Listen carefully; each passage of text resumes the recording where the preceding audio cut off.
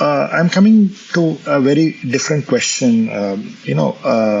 So when you look at these creative companies, what are the challenges of scaling a services business?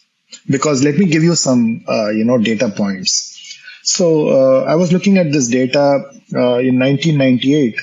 WPP was like a $2 billion company, and Google was just starting up that year. Okay. So I looked at the, 2021 data. Uh, I would say, revenue wise, WPP is about 6 billion, but you have somebody like Google, which is at, probably 24 billion. Okay.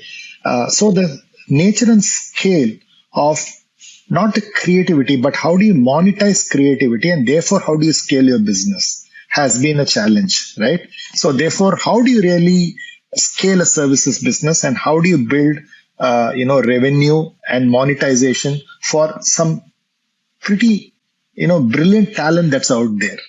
Yeah.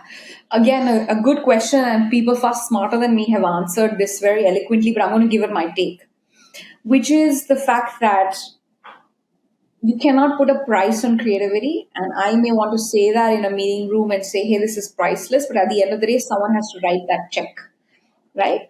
And which is why you don't sell creativity, you sell a product. You don't sell a service, you sell a product.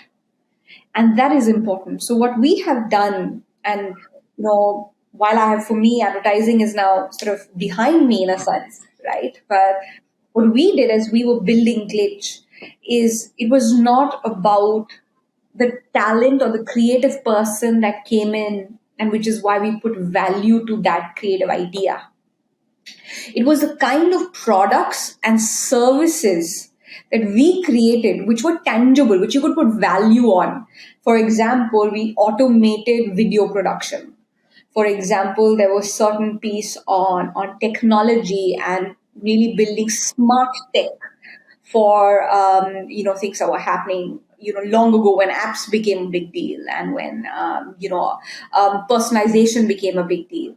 We looked at all of those aspects and added and built products. So in any year we had at least 5 to 10 new products and services that we were launching, which is what we priced for, not creativity. Because creativity, my price may be 100 rupees, someone else's is 50 rupees, right? The person is always going to go with the one with 50 rupees.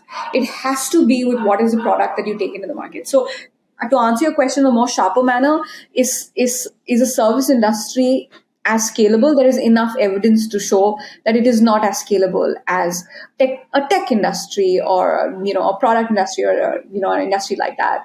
But if you're able to create products and services backed by tangible technology, something that a marketing manager is putting money behind, is going to actually be able to see result very, very quickly.